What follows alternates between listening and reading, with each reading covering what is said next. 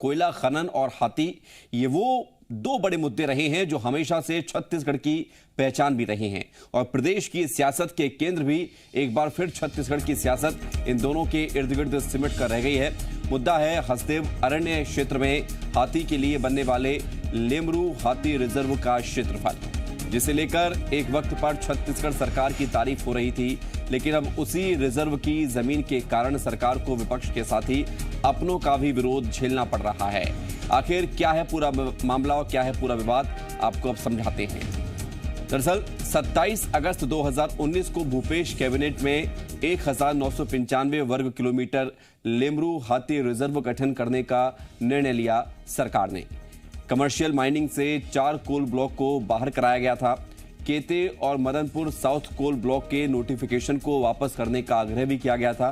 छत्तीसगढ़ सरकार के वन मंत्री मोहम्मद अकबर ने तत्कालीन केंद्रीय पर्यावरण मंत्री प्रकाश जावड़ेकर को पत्र लिखकर 1995 वर्ग किलोमीटर लेमरू हाथी रिजर्व का हवाला देते हुए इस क्षेत्र में व्यापारिक खनन की अनुमति न देने का आग्रह किया था। तो छत्तीसगढ़ की सियासत में एक बार फिर से कोयला और हाथी और सियासत में अब सरकार विपक्ष के साथ साथ अपनों का भी विरोध झेल रही है। विधायकों की भावनाओं का हवाला देते हुए क्षेत्रफल कम करने का प्रस्ताव आया है। सरकार पर लगा है कोल कंपनियों से साठगांठ का आरोप। विपक्ष का कहना है कि सरकार कोल कंपनियों के साथ साठगांठ करके ये प्रस्ताव लाई है। तो 1995 वर्ग किलोमीटर का ये क्षेत्रफल जो होना था उसे महज 450 वर्ग किलोमीटर के दायरे में लाने की कोशिश है, जिस पर अब सियासत हो रही है। 27 अगस्त 2019 को कैबिनेट में फैसला लिया गया था। 1995 वर्ग किलोमीटर लेमरू हाथी रिजर्व गठन करने का निर्णय था। कमर्शियल माइनिंग से 4 कोल ब्लॉक को भी बाहर कराया था। केते और मदनपुर साउथ कोल ब्लॉक के नोटिफिकेशन को वापस करने का आग्रह किया गया है। पर्यावरण संरक्षण और हाथियों के आशियाना बचाने की मंशा से लिए गए सरकार के इस फैसले की खूब प्रशंसा भी हुई, लेकिन फिर अचानक सरकार ने अपने सुर बदले। विधायकों की भावनाओं का हवाला दिया गया और कहा गया कि लेमरू हाथी रिजर्व को 1995 वर्ग किलोमीटर की जगह केवल 450 वर्ग किलोमीटर तक सीमित करने का प्रस्ताव दिया है। लेकिन अब सरकार के इस प्रस्ताव की आलोचना हो रही है। जिन विधायकों की भावनाओं का हवाला दिया गया था उनमें से आधे से ज्यादा मुकर गए हैं कि उनकी तरफ से क्षेत्रफल कम करने की कोई सहमति नहीं दी गई। और इन सब के बीच हसदेव अरण्य क्षेत्र में काम करने वाले सामाजिक कार्यकर्ताओं का आरोप है कि सरकार खनन करने वाली निजी कंपनियों के दबाव में ये फैसला ले रही है।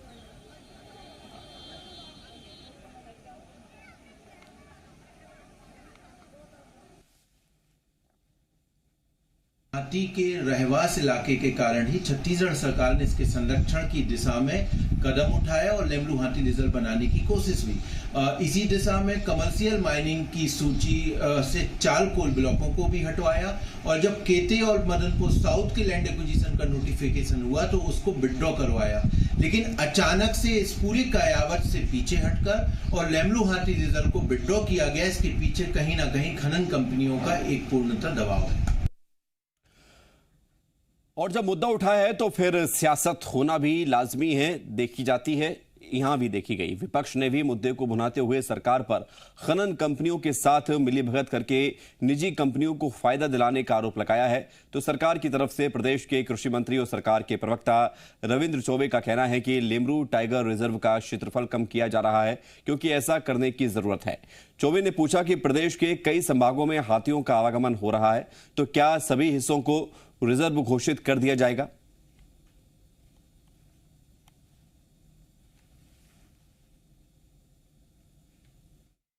उद्योगपतियों के हाथों में खेल रही भूपेश बघेल की सरकार।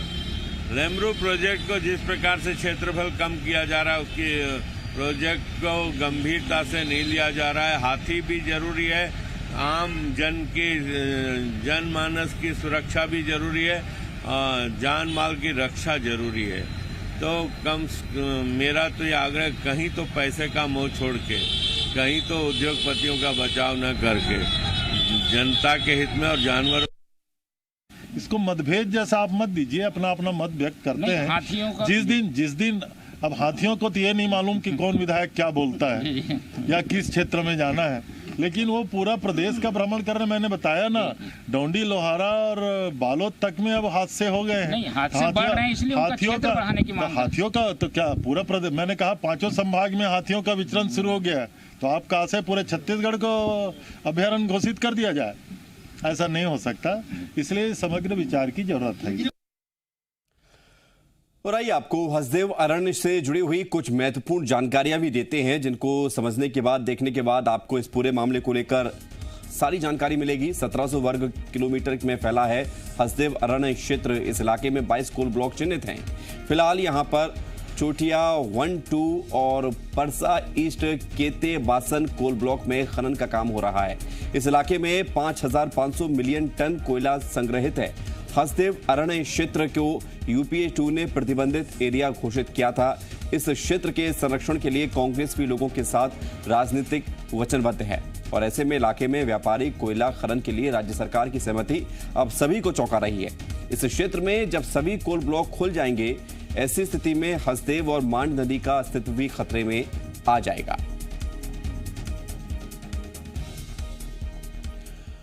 और सीधे रुक करते हैं, देवेश तिवारी हमारे साथ जुड़ रहे हैं, ब्यूरो चीफ सीधे राजधानी रायपुर से। देवेश, बड़ा मामला है, जो बातें, जो चीजें, जो प्रस्ताव पहले सरकार लेकर आई, अब उसी से सरकार मुकर रही है। राजनीति तो होना तय थी, लेकिन सवाल इस बात को लेकर है कि जो आधार पहले बताए जा रहे थे, सारे आधार वो गायब कैसे हो गए? देखिए, वही जगह है, परसा ईस्ट केते बासन कह ले, हसदेव अरण्य का क्षेत्र कह ले, जहां पर राहुल गांधी पहुंचे थे और तत्कालीन प्रदेश कांग्रेस कमेटी के अध्यक्ष भूपेश बघेल वहां पर मौजूद थे। और वहां पर आदिवासियों से प्रॉमिस किया गया था कि चाहे जो हो जाए, व्यापारियों को उनको जमीनें नहीं लेने दी जाएगी, उनके जो रहवास है, उनका जो घर है, उनके जो इलाका है, उस इलाके में बड़े पैमाने पर कोल ब्लॉक नहीं खोले जाएंगे। उतने कोल ब्लॉक जितने की जरूरत छत्तीसगढ़ को है ही नहीं, देश में भी उतने कोल ब्लॉक पहले से हैं जितने पावर प्लांट्स को या स्टील प्लांट को चलाने के लिए कोयले की जितनी जरूरत है, उतनी जरूरत पहले से आपूर्ति हो रही है।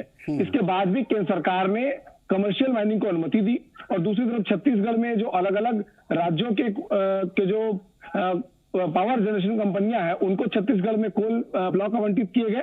वो दीगर बात है कि वो पीछे के दरवाजे से एमडीओ के माध्यम से किसी न किसी कंपनी के पास खनन का काम पहुंच जाता है। तो ऐसे में जिस इलाके में कांग्रेस की राजनीतिक प्रतिबद्धता रही है, ऐसे इलाके में जहां पर कांग्रेस के जो सर्वोच्च नेता माने जाते हैं राहुल गांधी, वो जाकर लोगों से प्रॉमिस करके आए हैं कि उनका विस्थापन नहीं होने दिया जाएगा, कोल सेकेंडरी होगा, आदिवासी जल जंगल जमीन जो हाथी है वो प्रायोरिटी होंगे, उनके जान माल की सुरक्षा प्रायोरिटी होगी।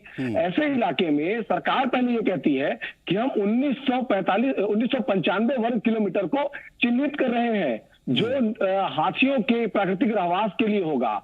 एक तरह सरकार का ये रहा कि अगर हाथियों के लिए पर्याप्त जगह सुनिश्चित कर दिया जाए, लेम्बू हाथी रिजर्व बना दिया जाए और वहां पर फलदार पेड़ लगा दिए जाएं, वाटर बॉडीज तैयार कर दी जाएं, उस स्थिति में हाथी अपने प्राकृतिक आवास को छोड़कर जो शहरों की तरफ आ रहा है, उनका आना बंद हो जाएगा। सरकार के इस फैसले का सभी लोग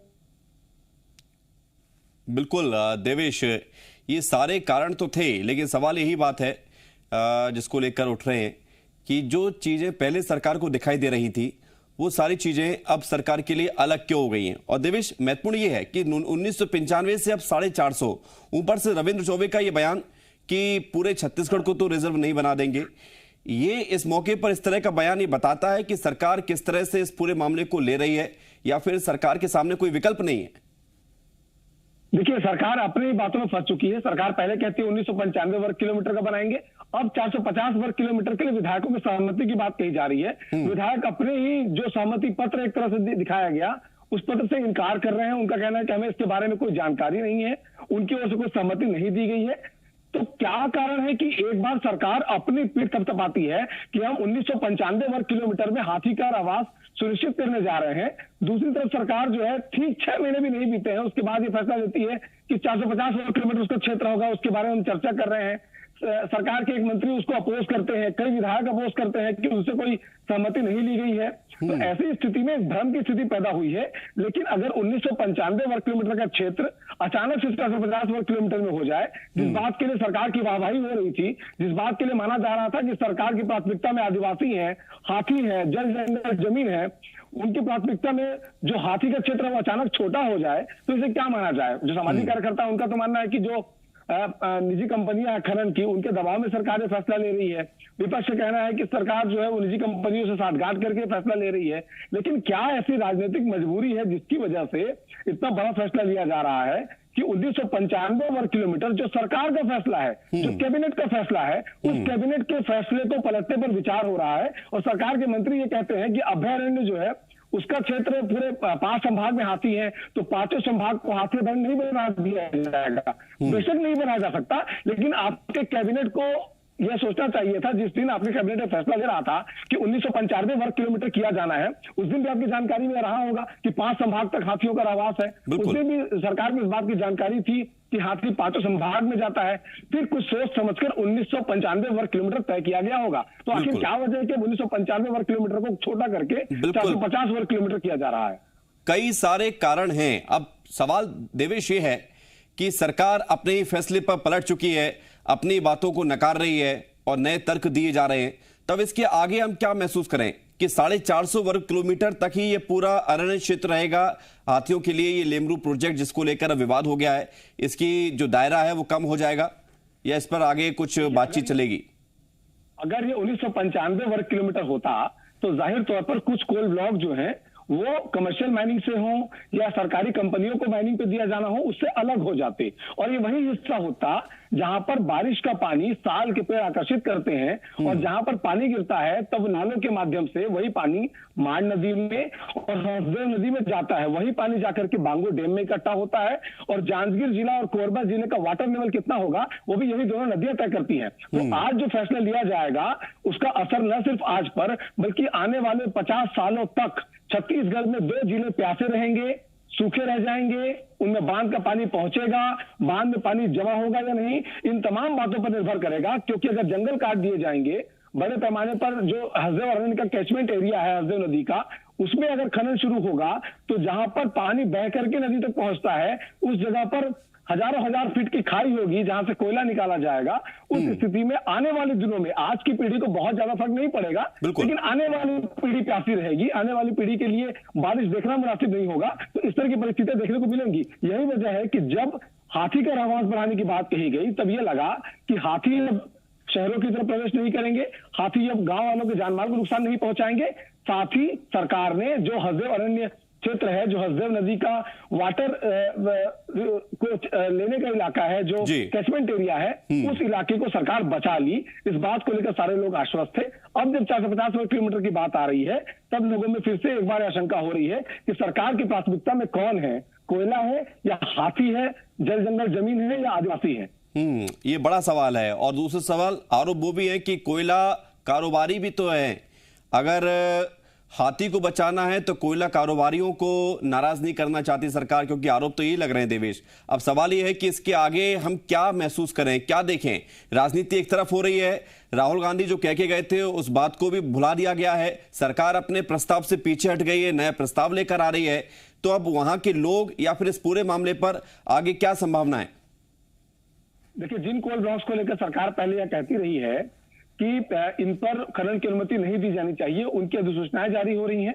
अब ग्राम सभाएं बुलाई जा रही हैं। ग्राम सभाएं किस तरह की होती है खनन इलाकों में, इसमें कोई फर्क नहीं पड़ता है कि कौन सी सरकार किस राज्य में काम कर रही है। सारी जो खनन के लिए जितनी भी जन सुनवाई बुलाई जाती है उनमें किस तरह के लोग होते हैं सब लोगों को बखूबी पता है। तो जन सुनवाई के नाम पर केवल खाना पूर्ति की जाती है। अभी भी बीती सरकार में बस्तर की जन सुनवाई को इसी सरकार ने रद्द किया है, ये बताते हुए कि जन सुनवाई फर्जी तरीके से हुई है।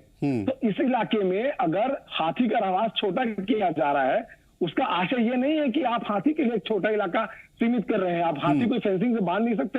हाथी को जहां जाना हाथी जाएगा, लेकिन हाथी के रहवास होने के कारण, बायोडायवर्सिटी होने के कारण, साल के घने जंगल होने के कारण, हसदेव नदी का वाटर कैचमेंट एरिया होने के कारण इस बात को सुनिश्चित किया जा रहा था कि अगर आप हाथी का रहवास बचा रहे हैं तो साथ साथ आप आदिवासियों को बचाएंगे, आप उस इलाके में हसदेव नदी के बिल्कुल, अस्तित्व को बचाएंगे, वो हाथियों मान के नदी को के बचाने अस्तित्व के को साथ बचाएंगे। साथ आप देवेश सही कह रहे हैं, आदिवासी बच रहे थे, बायोडायवर्सिटी भी, उस पर भी ध्यान दिया जा रहा था, नदी भी बच रही थी, लेकिन अब वो कुछ भी बचता हुआ नजर नहीं आ रहा है, क्योंकि बात वही की वही घूमकर आ गई है जो शुरुआत से चली थी। बहुत शुक्रिया आपका देवेश, हमारे साथ जुड़ने के लिए और तमाम जानकारी देने के लिए।